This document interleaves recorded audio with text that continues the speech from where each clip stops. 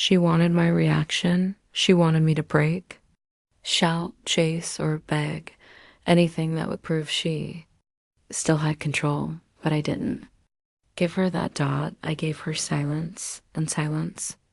That's what destroyed her more than any words ever could. Name was Riya, the kind of woman who knew her effect on people, who treated love like a game and attention like oxygen. Dot when she first came into my life, I thought she was different, the way she looked at me, the way she said, "I've never felt like this before." It all felt real. Dot, and for a while it was, or maybe I just wanted it to be. We laughed, we dreamed, we planned. She called me her peace, her safe place, her forever, and I believed her, because when you love deeply, you trust blindly. But slowly, things began to change. Her words didn't match her actions anymore. Messages became shorter, calls became rarer, and her excuses more rehearsed. Dot at first, I thought she was just busy. Then I realized I was no longer her priority, just her option. Still, I stayed, because when you love someone, you hope they'll come back to their senses, but she didn't. She started playing games, instead posting things to get a reaction, flirting in public, talking about me like I was some memory she'd outgrown.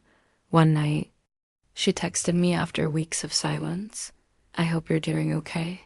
I replied, "I'm fine."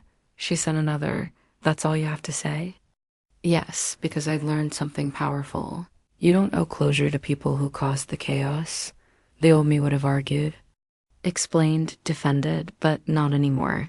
This time, I let silence do the talking, and you know what? It spoke louder than anger ever could, because silence makes people face themselves, and that's something manipulators can't stand. Days passed. She kept trying to provoke me through posts, stories, mutual friends, all crafted perfectly to trigger me, but I didn't respond. Not because I didn't care, but because I finally did. About myself, she wanted chaos, gave her peace, and that peace drove her insane. One evening, she showed up. Unannounced. Same perfume, same smile, but her eyes were different. There was guilt in them, regret even. She said softly, "You've changed." I smiled. "You taught me how to." She looked at me, searching for the old me, the one who'd fight for her, chase her, beg her to stay. But that version of me didn't exist anymore. "You're really not going to say anything?" she asked. There's nothing left to say. She wanted to see me hurt. She wanted a scene, a reaction, anything, to prove she still had power over me. But I didn't give her that satisfaction, because the truth is, when you stop reacting, you stop being controlled. And when you stop being controlled, you become free. She left that night, angry, frustrated, and more broken than I ever was, because silence holds a mirror, and when she looked into mine, she saw everything she'd done, everything she lost. Now she watches from afar, sees me smiling, growing, healing, and I know, deep down, she misses the attention she once took for granted.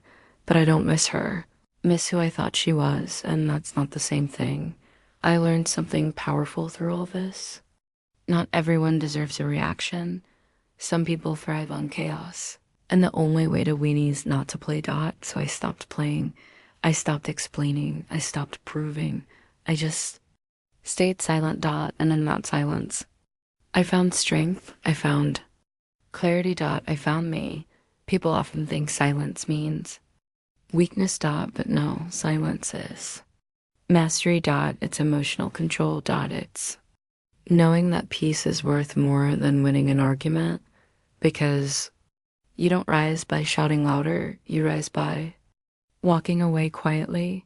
Now, when she tells people, "He just stopped talking to me," she leaves out the part where she gave me every reason to, and that's fine, because I no longer need to defend my story. I'm too busy living my peace. She wanted my reaction. I gave her silence, and in that silence, she lost control, and I found freedom.